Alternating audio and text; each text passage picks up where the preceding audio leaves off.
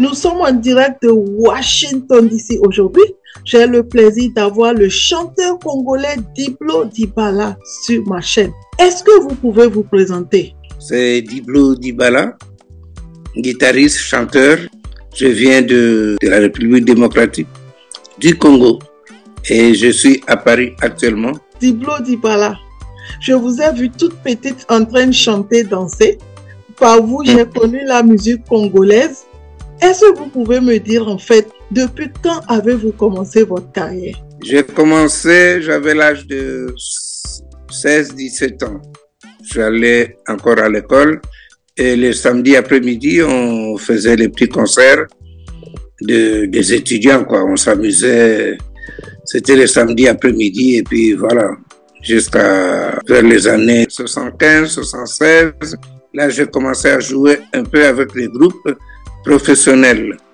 J'ai commencé dans le quartier où j'ai grandi, en Ngiringiri, jusqu'à ce que je suis venu à Paris où je retrouvais les amis qui étaient avec moi au départ. On s'est retrouvés à Paris et je continue jusqu'à ce jour. Quand on parle de Diblo Dibala aujourd'hui, qu'est-ce qu'on peut retenir? J'ai un style que beaucoup de gens ont copié chez moi dans mon pays, un style de guitare.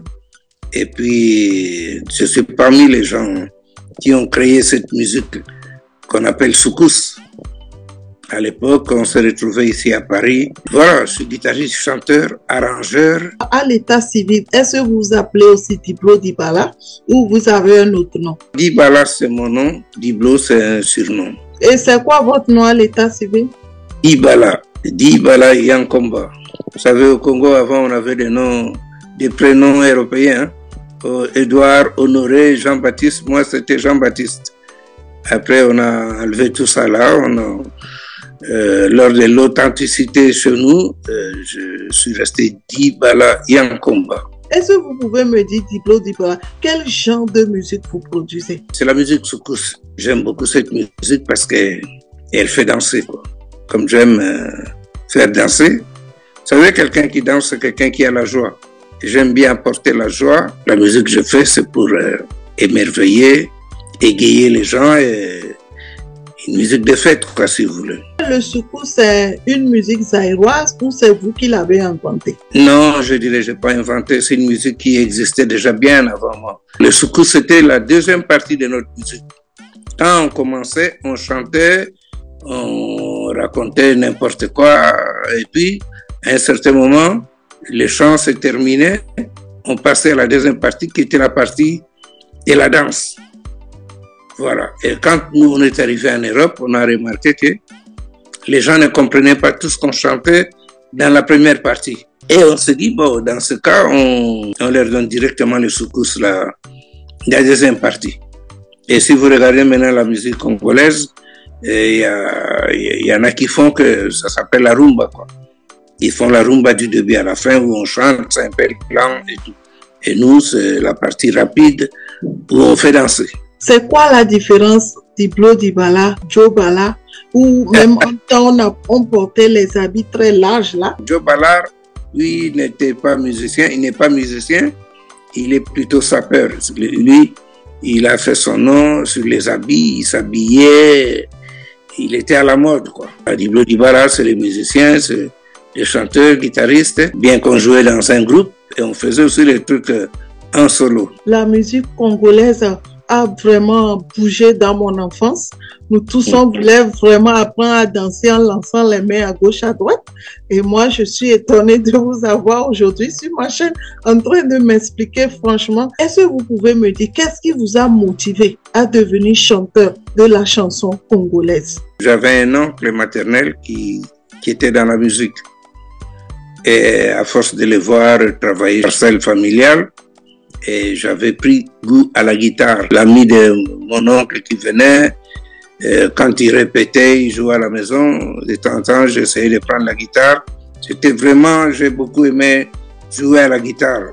Et c'est là où j'ai commencé à gratter les cordes, tout ça là, jusqu'à devenir vraiment guitariste. À 14-15 ans, c'est là où j'ai commencé à pratiquer déjà. 23-24 ans, oui, j'ai commencé déjà à jouer un peu comme professionnel. Diblo Dibala, je pense que vous n'avez pas seulement fait vos albums vous seul, mais vous avez aussi été arrangeur, c'est ça? J'ai joué avec beaucoup d'autres musiciens. En tant que guitariste, j'ai participé dans beaucoup de studios de gens.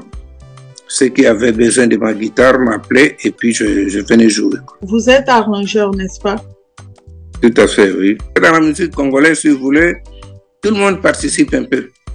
Ce n'est pas comme la musique européenne où on trouve un arrangeur attitré qui trace tout, qui écrit tout, et puis vous venez vous jouer seulement. Non, nous on répète ensemble et on joue. Des fois, il y a d'autres personnes aussi qui donnent leurs idées. Diblo Dibala, par quelle chanson avez-vous commencé votre carrière? Quand j'ai commencé à l'âge de 17-18 ans, là, la chanson n'avait pas marché. Mais celle qui m'a plutôt fait connaître, c'est celle que vous connaissez tous, Diblo Dibala. Diblo Dibala, ça c'est mon passeport, c'est dans le monde entier, partout.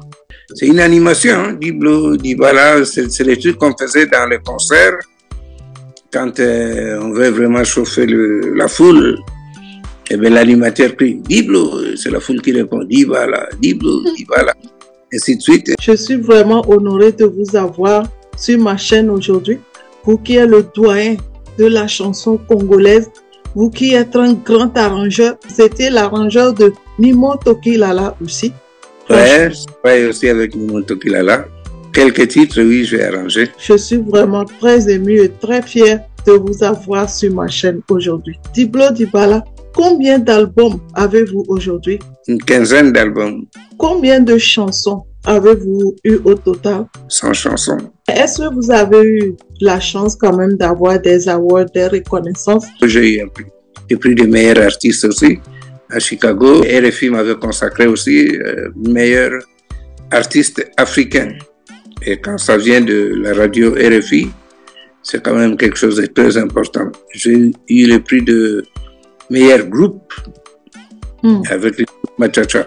Au Bénin, on m'a donné le prix de meilleur arrangeur africain aussi. En Colombie aussi, on m'a consacré meilleur musicien africain. Diblo Dibala, puisque vous avez été un grand chanteur africain, vous avez eu des reconnaissances un peu partout dans le monde. Vous pouvez me parler un peu de votre expérience en tant que chanteur de la chanson africaine? La musique, c'est un travail comme n'importe quel autre travail. Il faut vraiment se donner, s'appliquer, travailler beaucoup. Je peux dire dans la musique, c'est le fait d'être avec des amis, travailler avec des personnes qui ont commencé la musique avant moi, m'a donné beaucoup d'ouverture. J'ai compris ce que c'est la musique. Avec tout ce que vous me dites, je peux comprendre qu'il n'est pas facile d'être un artiste, que ce soit en Afrique ou au Congo. C'est pas facile, c'est un métier difficile, hein. Il faut beaucoup de patience déjà pour arriver, quoi. Enfin, ça veut dire que vous n'avez même pas de financement quand c'est comme ça. Si, je travaille avec de maisons de disques. Hein. Quel conseil avez-vous à donner aujourd'hui à un jeune Africain et Congolais qui voulait commencer une carrière de musique? Beaucoup de patience et beaucoup travailler. Avez-vous un mot de fin? Je suis en train de préparer un single.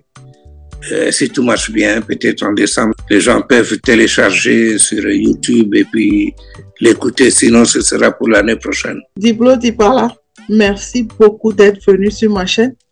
Vous êtes un doyen de la chanson congolaise et africaine. Vous êtes un grand arrangeur vivant en France et aussi travaillant avec les artistes de tout le monde entier. Je suis très honorée de vous avoir sur ma chaîne. Je vous ai vu chanter quand j'étais enfant et je suis honorée de vous voir aujourd'hui devant moi en train de me parler de votre carrière. Merci aussi parce que je dis toujours, ce travail-là que nous faisons, on a besoin de tous ceux qui participent à l'élévation de la musique. Vous travaillez pour nous et nous, on travaille pour vous aussi. Franchement, merci beaucoup. Merci beaucoup d'être venu sur ma chaîne. Je rappelle qu'on est en direct de Washington DC aux États-Unis et j'espère vous revoir très bientôt pour une autre interview. Merci beaucoup et à la prochaine. Merci beaucoup.